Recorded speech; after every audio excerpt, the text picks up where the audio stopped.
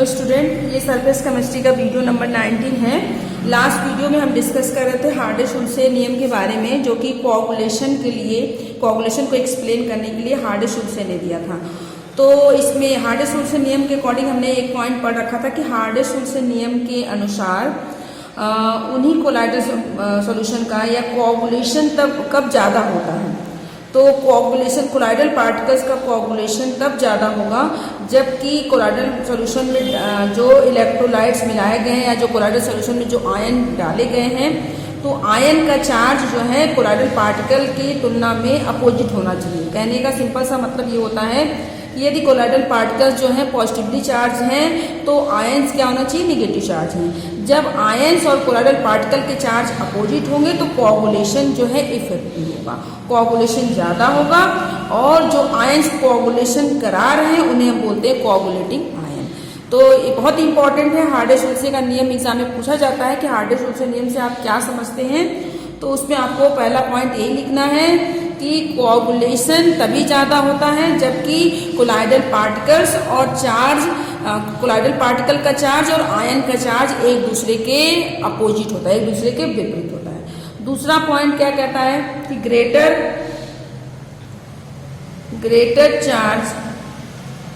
greater charge on ion greater will be coagulation या coagulating power या coagulating power कह सकते हैं। तो देखिए क्या कह रहे हैं कि जब चार्ज आयन पर चार्ज की ज़्यादा होगा, आयन पर यदि चार्ज ज़्यादा होगा तो कोआगुलेशन पावर भी ज़्यादा होगा। तो सिंपल से आप इसको लिख सकते हैं, coagulation power is directly proportional to charge on ion. Ion पर उपस्थित चार्ज के डायरेक्टली प्रोपोर्शनल होता है कोआगुलेशन पावर, कोआगुलेटिंग पावर। तो चार्ज जितना ज़्यादा होगा आयन पे, कोआगुलेशन उतना ही ज़्यादा होगा। जैसे हमारे पास एग्जाम्पल हमारे पास जैसे है एल्यूमिनियम 3+, मैग्नीशियम 2+ और सोडियम प्लस। तो हम देखेंगे कि एल्यूमिनियम पर कितने चार्ज है, 3, और मैग्नीशियम पे 2+ का, सोडियम पे प्लस का। तो इन तीनों में सबसे ज़्यादा कोआगुलेशन पावर या सबसे ज़्यादा चार्ज किसके ऊपर है, एल्यूमिनियम के ऊपर। इसलिए सबसे ज़्यादा कोआगुलेटिंग पावर किसकी होगी, एल्यूमिनियम 3+ की, उससे कम मैग्नीशियम की और सबसे कम सोडियम की। क्योंकि हार्डे-शुल्से का नियम ये कहता है कि कोआगुलेशन पावर तभी ज़्यादा होगी जबकि चार्ज जो है आयन पर ज़्यादा होगा। तो चार्ज बढ़ता जाएगा, आवेशों की संख्या आयन पर बढ़ती जाएगी, कोआगुलेशन पावर बढ़ता जाता है। लेकिन अब कोआगुलेटिंग वैल्यू की बात करते हैं कि कोआगुलेटिंग वैल्यू किसे कहते हैं। नेक्स्ट है हमारा, that is coagulating value. Coagulating value, स्कंदन का मान, कोआगुलेटिंग वैल्यू किसे कहते हैं, या इसी को हम एक नाम से और जानते हैं, जैसे क्या बोलते हैं, फॉकुलेशन वैल्यू। फॉकुलेशन वैल्यू क्या होती है, कोआगुलेटिंग वैल्यू क्या होती है, फॉकुलेशन वैल्यू क्या होती है। सबसे पहले एक चीज लिख लेंगे कि जो कोआगुलेटिंग वैल्यू है, coagulating value inversely proportional to coagulation power या कोआगुलेटिंग पावर, कोआगुलेशन पावर के इनवर्सली प्रोपोर्शनल होती है। यदि कोआगुलेशन पावर ज़्यादा होगा तो कोआगुलेटिंग वैल्यू कम होगी। जिसका कोआगुलेशन पावर ज़्यादा होगा, जिस आयन का कोआगुलेशन पावर ज़्यादा होगा, उसकी कोआगुलेटिंग वैल्यू कम होगी। कहने का सिंपल सा ये मतलब होता है कि अब कोआगुलेशन पावर कब होता है, जब चार्ज ज़्यादा होगा। जब चार्ज ज़्यादा होगा और जब चार्ज आयन जो है वो कोलाइडल पार्टिकल के अपोजिट चार्ज में होंगे। तो जब जिसका सिंपल सा मतलब ये हो, जैसे हमने एग्जाम्पल में हमने आपको बताया, कि हमारे पास एल्यूमिनियम 3+ है और मैग्नीशियम 2+ है, सोडियम प्लस है। तो इन तीनों में से कोआगुलेशन पावर किसका ज़्यादा है, कोआगुलेशन पावर किसका ज़्यादा होगा, कोआगुलेशन पावर उसका ज़्यादा होगा जिसके ऊपर जिस आयन पर चार्ज ज़्यादा होगा। तो एल्यूमिनियम 3+ का कोआगुलेशन पावर ज़्यादा है, तो कोआगुलेटिंग वैल्यू किसकी ज़्यादा होगी, कोआगुलेटिंग वैल्यू किसकी ज्यादा होगी भाई? मैक्सिमम कोआगुलेटिंग वैल्यू किसकी होगी? सोडियम प्लस की। क्यों? क्योंकि आप देख रहे हैं कि इन्वर्सली प्रोपोर्शनल है। यदि कोआगुलेशन पावर किसका ज्यादा है? एल्यूमिनियम 3+ का। यदि एल्यूमिनियम 3+ का कोआगुलेशन पावर ज्यादा है तो कोआगुलेटिंग वैल्यू इसकी कम होगी। इसकी जिसकी कोआगुलेशन पावर ज्यादा होगा उसका कोआगुलेटिंग वैल्यू जो है वो कम होगा। कोआगुलेशन पावर बढ़ेगा तो कोआगुलेटिंग वैल्यू कम होगी। चार्ज ज्यादा होगा तो कोआगुलेटिंग वैल्यू भी कम होगी, तो इसकी कोआगुलेटिंग वैल्यू कम होगी। अपोजिट है एक दूसरे के, क्योंकि कोआगुलेशन पावर कम किसका है? यदि हम देखें तो इसमें कोआगुलेशन पावर किसका सबसे ज्यादा है? एल्यूमिनियम 3+ का। और कोआगुलेशन पावर कम किसका है सबसे ज्यादा? सोडियम प्लस का। यदि कोआगुलेटिंग पावर इसका ज्यादा है तो इसकी कोआगुलेटिंग वैल्यू कम होगी, इसकी कोआगुलेशन पावर इससे कम। अब मिनिमम की बात करें तो देखेंगे आप कि यदि कोआगुलेशन पावर इसका ज्यादा है तो कोआगुलेटिंग वैल्यू इसकी क्या होगी? कम होगी। और सबसे ज्यादा कोआगुलेटिंग पावर किसका हो जाएगा? सोडियम का। कोआगुलेटिंग वैल्यू सबसे ज्यादा किसकी हो जाएगी? सोडियम प्लस की। सबसे कम किसकी जाएगी? एल्यूमिनियम। तो ये कम होगी, सबसे मिनिमम होगी, लेकिन सोडियम प्लस की जो है वो मैक्सिमम हो जाएगी। क्यों? क्योंकि इसकी कोआगुलेटिंग पावर कम। क्लियर? इसकी बढ़ेगी और इसकी कम होगी, इससे आप रखेंगे आगे। अब कोआगुलेटिंग वैल्यू होती क्या है तो इसको आप देखेंगे। Minimum concentration of electrolyte in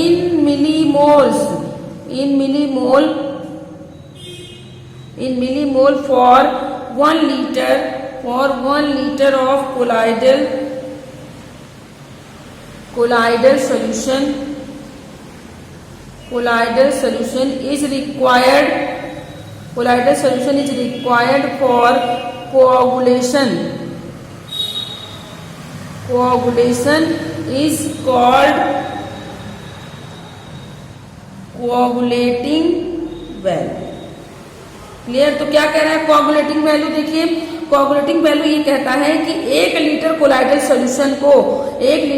solution को कोआगुलेट करने के लिए इलेक्ट्रोलाइट की मिलीमोल में वह मात्रा, ठीक है। तो कहने का सिंपल सा मतलब होता है कि इलेक्ट्रोलाइट की मिलीमोल में रिक्वायर्ड आवश्यक वह मिनिमम मात्रा जो कि 1 लीटर कोलाइडल सोल्यूशन को कोआगुलेट करने के लिए उसका स्कंदन करने के लिए आवश्यक होती है, उसे हम क्या बोलते हैं? Coagulating power. तो 1 लीटर कोलाइडल सोल्यूशन को यदि 1 लीटर कोलाइडल सोल्यूशन का कोआगुलेशन करना है तो इलेक्ट्रोलाइट की मिलीमोल में जितनी मात्रा आवश्यक होती है उसे हम कहते हैं coagulating power. Coagulating value coagulation power का जस्ट अपोजिट होता है। जिसका कोआगुलेशन पावर ज्यादा होगा उसकी कोआगुलेटिंग वैल्यू कम होगी। किसका ज्यादा होगा? जिसके ऊपर चार्ज ज्यादा होगा। जिसके ऊपर चार्ज ज्यादा होगा उसका कोआगुलेशन पावर ज्यादा होगा, उसकी कोआगुलेटिंग वैल्यू कम होगी। तो ये हो गया हमारा दैट इज कोआगुलेशन एंड हार्डे-शुल्से का नियम। बहुत इंपॉर्टेंट है एग्जाम में हार्डे-शुल्से का नियम यदि आता है तो आपको सिर्फ 2 पॉइंट लिखने हैं। आपको सिर्फ यही दोनों पॉइंट लिखने हैं कि अपोजिट आयन का अपोजिट चार्ज होना चाहिए और कोआगुलेशन उसका ज्यादा होगा जिसके ऊपर चार्ज ज्यादा होगा। ये 2 पॉइंट लिख देंगे, आपका हार्डे-शुल्से का नियम हो जाएगा। नेक्स्ट हम बात करते हैं अब यदि कोलाइडल सोल्यूशन कोआगुलेट हो रहे हैं तो लगातार यदि आपके कोलाइडल सोल्यूशन का स्कंदन होता जाए, बिना आवश्यकता के भी वो उनका स्कंदन कोआगुलेशन हो रहा है तो क्या होगा कि हमारे कोलाइडल सोल्यूशन बेकार होते जाएंगे। तो हमें क्या करना है कि आप कोआगुलेशन तो जब हमें आवश्यकता होगी तब हम उसका कोआगुलेशन करेंगे।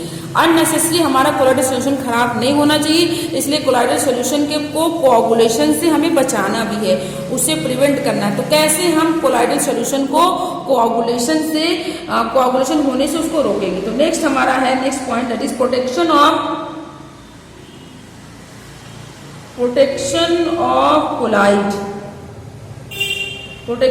कोलाइड या कोलाइडल सोल्यूशन। कोलाइडल सोल्यूशन का प्रोटेक्शन, कोलाइडल सोल्यूशन का रक्षण कहाँ किसकी वजह से? कोआगुलेशन से। प्रोटेक्शन ऑफ कोलाइडल या कोलाइड बाय कोआगुलेशन से हमें इसको प्रिवेंट करना है कि इसका कोआगुलेशन ना हो। तो कैसे रोकेंगे? अब देखिए सबसे पहले हम बात करेंगे लायोफिलिक सोल की बात करेंगे। सबसे पहले हम लायोफिलिक सोल की बात करेंगे। तो जो लायोफिलिक सोल होता है वो मोर स्टेबल होता है। लायोफिलिक सोल क्या होता है? मोर स्टेबल होता है। तो हमारा नेक्स्ट हम डिस्कस करेंगे that is protection of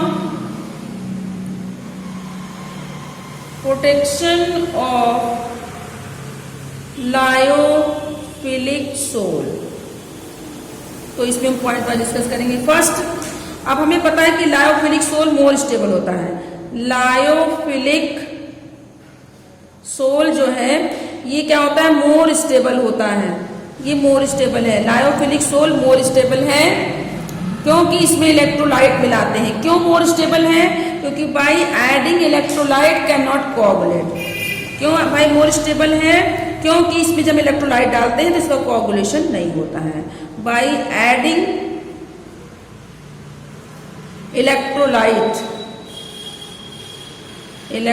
by adding electrolyte it cannot easily coagulate।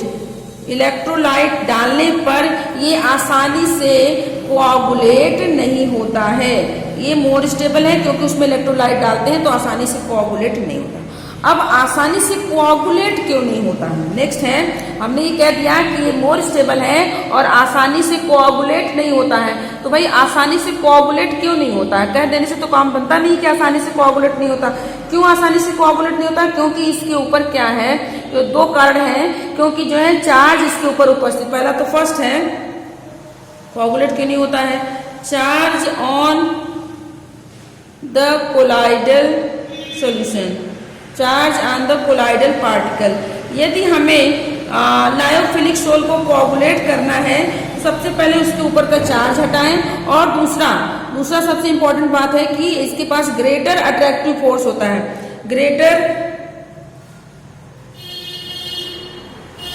Greater attractive force between dispersed phase and dispersion medium. तो देखिए फिर से इसको देखेंगे। कोलाइडल लायोफिलिक सोल आसानी से कोआगुलेट नहीं होता है। आसानी से कोआगुलेट नहीं होता है क्योंकि ज्यादा स्टेबल है, उसमें इलेक्ट्रोलाइट डालते हैं, कोआगुलेट नहीं होता। क्यों कोआगुलेट नहीं होता है? क्योंकि उसके ऊपर कोलाइडल पार्टिकल के चार्ज हैं और साथ में डिस्पर्जन मीडियम के बीच में अट्रैक्शन ज्यादा है। यदि हमें उसे कोआगुलेट करना है तो हमें चार्ज हटाना पड़ेगा और साथ में उनके बीच का जो फोर्स ऑफ अट्रैक्शन है उसको भी तोड़ना पड़ेगा। इसलिए वो आसानी से जो है कोआगुलेट नहीं होता है। लेकिन यदि हमें कोआगुलेट करना हो तो क्या करेंगे? कहने का मतलब लायोफिलिक सोल का यदि हमें कोआगुलेशन करना है तो हमें क्या क्या चीजें चाहिए? तो coagulation of lyophilic sol, next है coagulation of lyophilic sol. Lyophilic sols, the two factors are responsible. तो लायोफिलिक सोल के कोआगुलेशन में दो फैक्टर्स रिस्पॉन्सिबल हैं। यदि हमें उनको कोआगुलेट करना है तो दो चीजें, एक तो पहले पार्टिकल हटाएं, दूसरा फोर्स तोड़ें। तो इनके लिए हमको क्या होना चाहिए? दो चीजें चाहिए। एक तो इलेक्ट्रोलाइट, क्योंकि हमने पढ़ा है कि भाई सोल को यदि कोलाइडल सॉल्यूशन को कोआगुलेट करना है तो उसमें इलेक्ट्रोलाइट मिला दो कोआगुलेट हो जाता है। लेकिन ये किसके केस में? लायोफोबिक के केस में। लायोफिलिक में इलेक्ट्रोलाइट डालते हैं, कोआगुलेट नहीं होता। क्यों कोआगुलेट नहीं होता? क्योंकि दो चीजें उसको प्रोटेक्ट करने के लिए दो चीजें हैं। एक तो उसमें उपस्थित चार्ज और दूसरा जो है डिस्पर्जन मीडियम के बीच का अट्रैक्शन। तो उन दोनों को तोड़ना है तो इलेक्ट्रोलाइट भी चाहिए, दो चीजें चाहिए। बाई एडिंग, पहला तो हम इसमें इलेक्ट्रोलाइट डाल दें। बाई एडिंग इलेक्ट्रोलाइट, सबसे पहले इलेक्ट्रोलाइट डाल दें और साथ में हम उसमें और क्या डाल दें? By adding electrolyte and by adding suitable solvent तो ये दो चीजें हम इसमें डालेंगे तब हम लायोफिलिक सोल को जो है कोआगुलेशन करा सकते हैं। तब हम इसका कोआगुलेशन करा सकते हैं, अदरवाइज इसका कोआगुलेशन नहीं होता है। कोआगुलेशन इसका आसानी से नहीं होता है। दिमाग में आप रखिए, लायोफिलिक सोल ज्यादा स्टेबल होता है और कोआगुलेट नहीं होता है क्योंकि इसमें इलेक्ट्रोलाइट की मात्रा मिलाते हैं तो ये आसानी से कोआगुलेट नहीं होता है, क्योंकि उसमें पार्टिकल्स भी हैं और डिस्पर्स फिर और डिस्पर्जन मीडियम के बीच में अट्रैक्शन है। यदि उसको कोआगुलेट कराना है तो हमें उसमें इलेक्ट्रोलाइट मिलाना पड़ेगा और सॉल्वेंट मिलाना पड़ेगा। ठीक है, अब हम बात करेंगे प्रोटेक्शन ऑफ लायोफोबिक सोल, जो कि आसानी से कोआगुलेट हो जाता है। प्रोटेक्शन ऑफ लायोफोबिक, ये इंपॉर्टेंट है, लायोफोबिक सोल, क्योंकि ये आसानी से कोआगुलेट हो जाता है। तो प्रोटेक्शन ऑफ लायोफोबिक सोल में क्या कहता है भाई, लायोफोबिक सोल सबसे पहले लेस स्टेबल। सबसे पहली बात ये है कि लायोफोबिक सोल जो होता है, लायोफोबिक सोल जो है लेस स्टेबल। लेस स्टेबल है, क्यों लेस स्टेबल है भाई? लायोफोबिक सोल लेस स्टेबल होता है क्योंकि जो है इसमें इलेक्ट्रोलाइट डालते हैं तो ये कोआगुलेट हो जाता है बाई एडिंग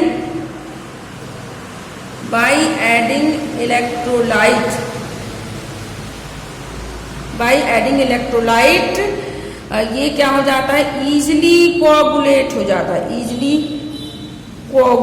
जाता है। ठीक है, तो अब हमको इसके कोआगुलेशन, पहली बात ये लेस स्टेबल है। क्यों लेस स्टेबल है?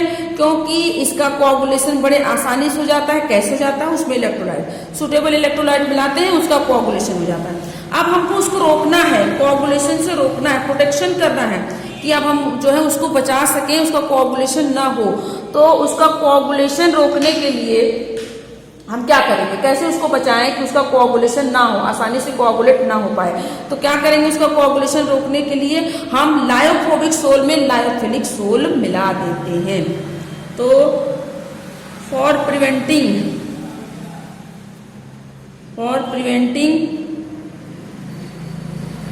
Coagulation of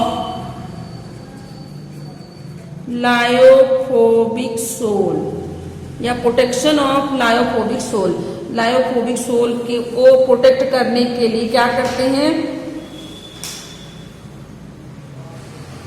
lyophilic sol added into lyophobic sol. Clear? क्योंकि लायोफिलिक सोल आसानी से कोआगुलेट नहीं होता, जबकि लायोफोबिक आसानी से कोआगुलेट हो जाता है। अब लायोफोबिक सोल कोआगुलेट ना हो, इसलिए लायोफोबिक में लायोफिलिक मिला, सिंपल सा, तो कोआगुलेट नहीं होगा। तो कहने का सिंपल सा मतलब ये कि लायोफिलिक सोल ऐड कर दे, किसमें, लायोफोबिक में ऐड कर दे, तो क्या होगा, can not easily कोआगुलेट,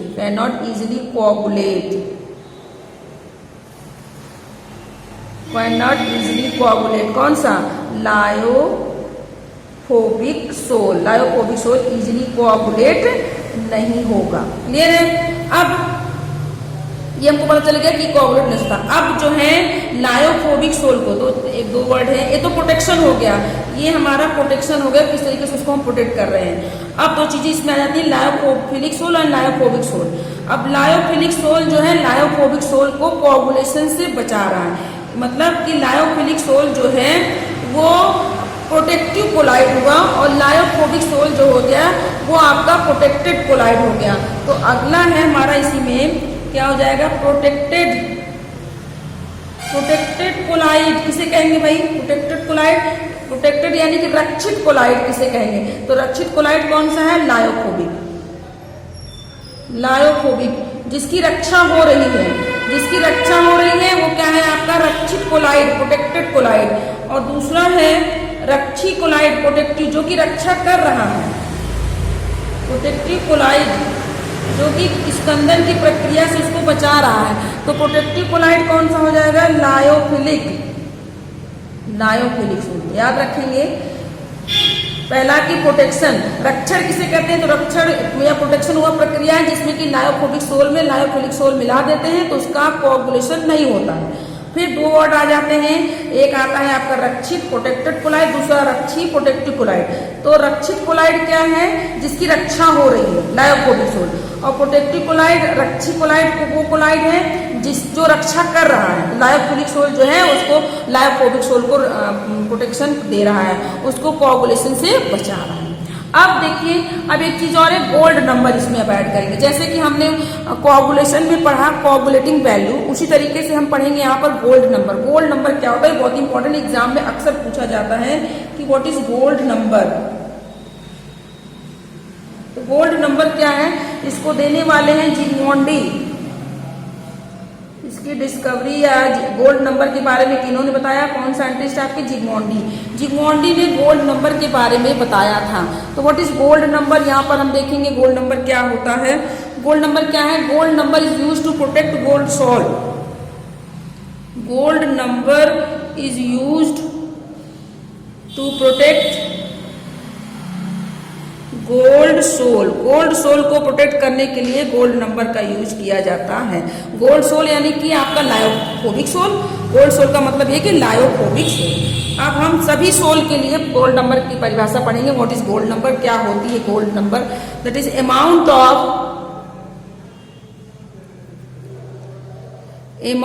of protective colloid. Amount of protective colloid. Protective colloid का मतलब हमने बताया, प्रोटेक्टिव का मतलब lyophilic. Amount of protective colloid in milligram, in milligram to protect, in milligram to protect the coagulation of 10 ml of gold soul by 1 ml of 10% NaCl added to NaCl solution, 10% NaCl solution, NaCl solution is added to it, that is gold number, is called gold number. देखिए gold number क्या होता है, इसको हम define करेंगे। Gold number जो है protective collide की, सिंपल समझें, प्रोटेक्टिव कोलाइड की मिलीग्राम में वह मात्रा जो कि 10 ml गोल्ड सॉल, जिसमें कि ऑलरेडी 1 ml 10% NaCl सोल्यूशन मिला हुआ है, उसको कोआगुलेशन से बचाने वाली मात्रा ही क्या कहलाती है, गोल्ड नंबर। तो सिंपली आप लिख सकते हैं कि gold number is equal to, gold number equal to, आप यहां पर आप लिख सकते हैं क्या हो जाएगा, गोल्ड नंबर क्या होगा, 10 ml of gold sol, 10 ml of gold sol protected